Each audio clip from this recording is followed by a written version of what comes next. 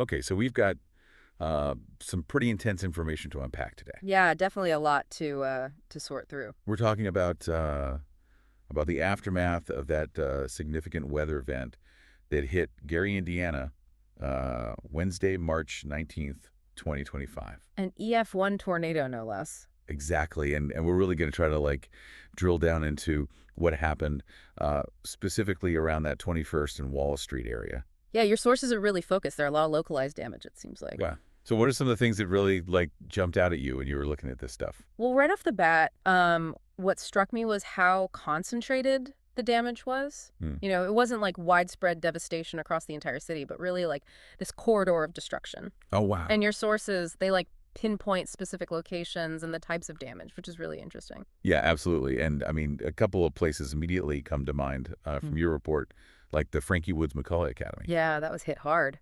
What can you tell us about what happened there?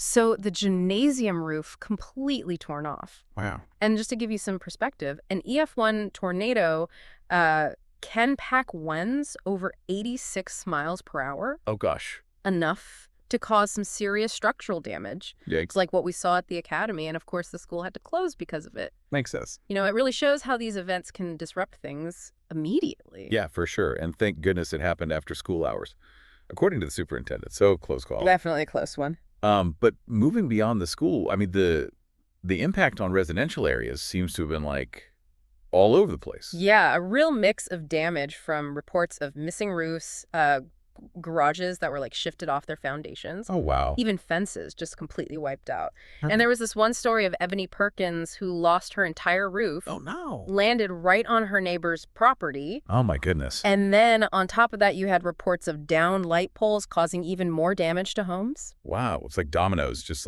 Exactly. It just highlights how many ways a tornado can impact a community. oh, for sure. For sure. And I mean, the power infrastructure, that definitely wasn't spared either. No, it took a big hit. Downed power lines, snapped poles, led to a massive power outage. Right. Initially affected something like 13,000 customers served by NIPSO. Wow. That's the Northern Indiana Public Service Company. Right.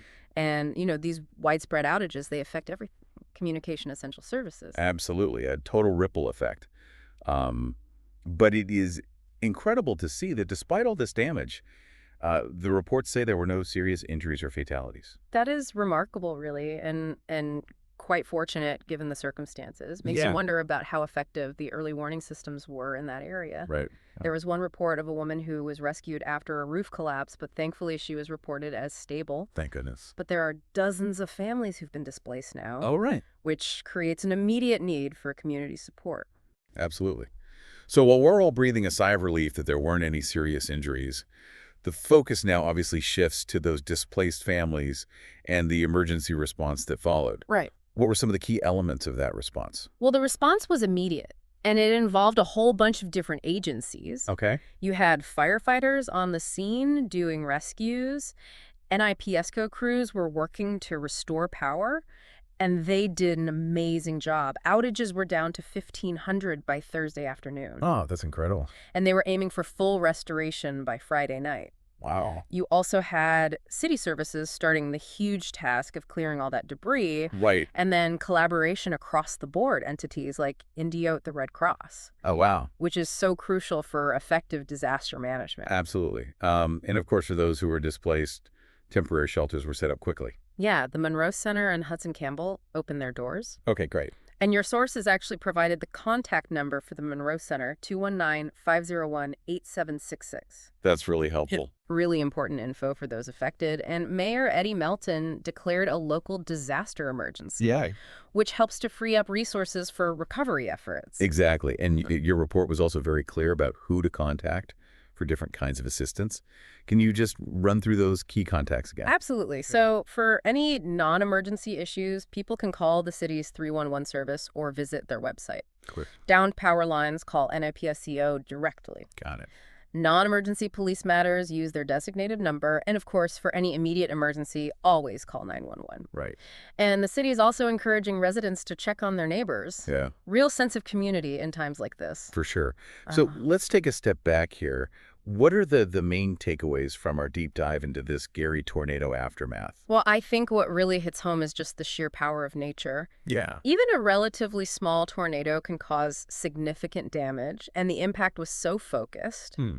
But also really important to note the immediate and coordinated response from emergency services and the community. And the fact that there were no serious injuries is just remarkable. Yeah, truly amazing. So here's something to think about. We've talked about the immediate response, the relief that no one was seriously hurt. But what are some of those longer-term challenges that a community faces after an event like this, That's a great point. especially for those families who lost their homes or have been displaced? Yeah. The road to recovery can be long, and it's often those less visible challenges that are the hardest to overcome. For sure. Yeah. So much to consider. Well, thank you for this deep dive. It's been really eye-opening. You gotta always glad to break it down. Stay safe out there, folks, and we'll catch you next time. See ya. Bye.